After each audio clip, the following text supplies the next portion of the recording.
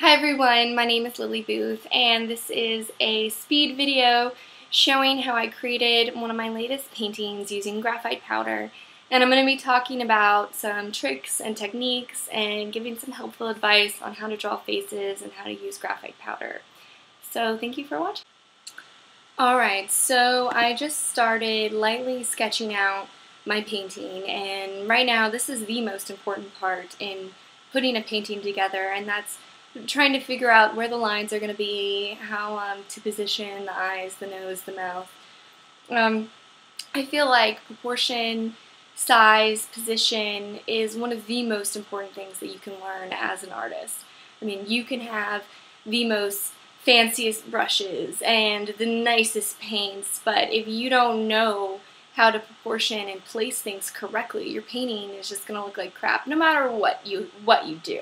That's really important. And faces, I think, are the most challenging things to draw because our brains are hardwired to pick up abnormalities in faces. I mean, if you look and you notice that someone's eye is like crooked or it's smaller than the other eye, or if you look at a painting and you notice, oh, that jawline is a little weird, your brain immediately picks that up. If it's not perfect or if it's not close to perfect, your brain will pick that up and you will notice.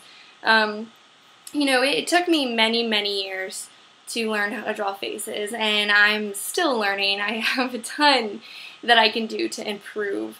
And how I learned how to draw faces when I was a teenager was I'd get a magazine and an ink pen and I would just draw directly on top of the model's faces, and I would just practice, you know, where do I put the eyes, where's the lips, and I just practice again and again and again until I got comfortable with size and proportion and placement.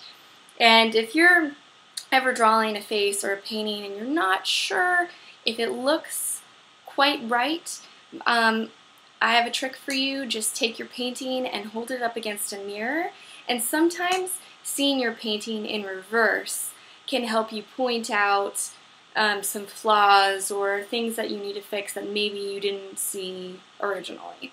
So I like to do that. That's a trick I like to do. Anyway, so now in my video I just started to use my graphite powder, and the brush that I'm using is here. I'll show it up for you so you can see. It's a flat-headed brush. This paintbrush is really dirty. And it's kind of it has like a sharp edge, so I can use that edge to kind of dig the graphite powder into the paper. And if you notice in the video, I'm alternating between using my graphite powder paintbrush and a pencil.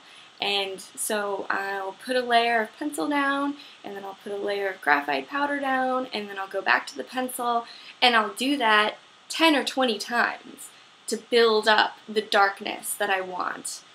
Another thing that I learned recently was that humidity is a huge factor in being able to use graphite powder correctly. I live in Florida and I paint outside, which means that, you know, the humidity is very high when I paint. And because of the moisture content in the air, the graphite powder sticks to the paper really well. I don't have to use water to build up my layers or to get my darkness. If you are someone that lives in more northern climates where you don't have as much humidity, you might want to get a humidifier or maybe a spray bottle and spray around your area to kind of increase the moisture content in the air to help the graphite particles stick to the paper. If you don't do that, you'll notice that when you put the graphite powder on the paper, it'll just blow right off. It won't create the effect that you're trying to go for. And when I made this painting, actually I was painting outside and it was raining and it was foggy. So the moisture content was really high, and you know, you gotta love humidity in Florida. It's amazing. Anyway, so as you're using the graphite powder, another really important thing, and I cannot stress this enough, is to make sure that you have a clean, dry paintbrush. If your paintbrush has gunk on it, or oil, or if it's wet at all, it will make the graphite particles clump together and you won't be able to blend it out nice and smoothly. You also want to get a very soft paintbrush. If the paintbrush you have is coarse, then it'll show up on the painting, on the paper. It'll be coarse lines, and that's something that we're trying to avoid.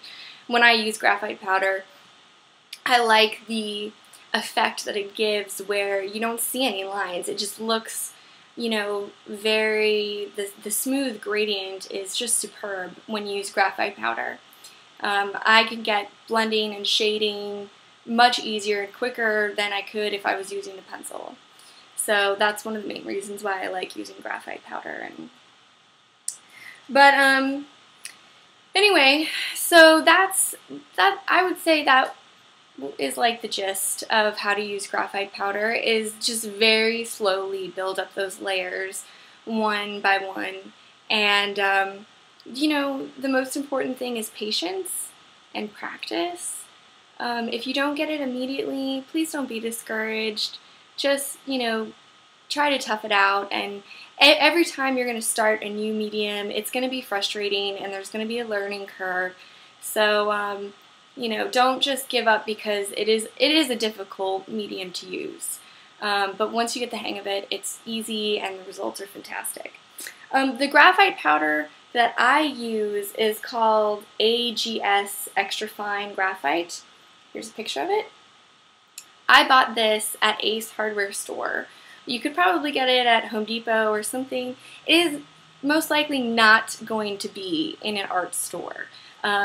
This is actually used as a lubricant for machine parts because the graphite powder is so fine that it helps machine parts move smoothly. So I would recommend buying one of these. This whole container cost me about like $7, and I've had it for almost 2 years, and I haven't even used half of the bottle. So a little bit of graphite powder goes a really long way. And you know, I would say just go to your local hardware store and you can find one of these in the machine section. And it's really fantastic. So now I am just doing some acrylic detailing. I like to use more than one medium in my artwork just because I like how they complement and contrast each other, and I feel like it gives it a variety and a depth to my paintings that I wouldn't have gotten if I just used one medium. I mean, making art has always been a challenge, and I feel like I'm never going to be as great as I want to be. Every single time I make a painting, I just get a little bit better and a little bit better, and I'll probably spend my entire life improving. I don't think you'll ever reach that point in any career where you feel like you're the best. There's always a way to improve, you know, and making art is kind of meditative for me. It's a fun challenge, and it's interesting because, you know, we live in an age where people, you know, get things instantly. You know, you want something, you print it out. You want that, you buy it. You have, you know, overnight shipping even. And I think a lot of people don't understand what it means to have a work of art and to own an original, which has been made by someone by hand, and especially the hours of work that goes into creating a painting and the years of training and focus. You know, when you have an original, it's like having a piece of someone's life, someone's creation. It's very intimate, and you know, I feel so honored when people give me originals or even copies of their paintings because it's so unique and individual. And, you know, it kind of, I don't know about you, but for me, it makes me kind of cringe when people just buy paintings because they match their couch or they were just something to throw on the wall. I feel like they're doing themselves a disservice when they could find something that's really unique and special to them that they could adorn their home with. I mean, what's more private and kind of like representative of you than your home? It's your place that you come and relax at the end of the day. It's your place where you host your friends and your family. to be able to have art on the wall that speaks to you or inspires you, or that was made by such care and focus and love by an artist, I think it means more to me, and I think it's definitely something special and inspiring. So another thing that I like to do to my drawings is before I apply paint, I like to stretch them over a canvas. And this just ensures that the paper stays flat and smooth and it doesn't warp or wrinkle while you're painting on it. So this is the back of the painting. As you can see, I've attached it and it's pretty nice and tight, and it'll also, you know, keep the painting lasting longer, and it's easier for me to store. If you're interested in purchasing this painting, or if you would like prints, you can go to my Etsy store, Lily Booth Art, or you can email me at lilybooth@gmail.com. Anyway, so here's the final painting. I hope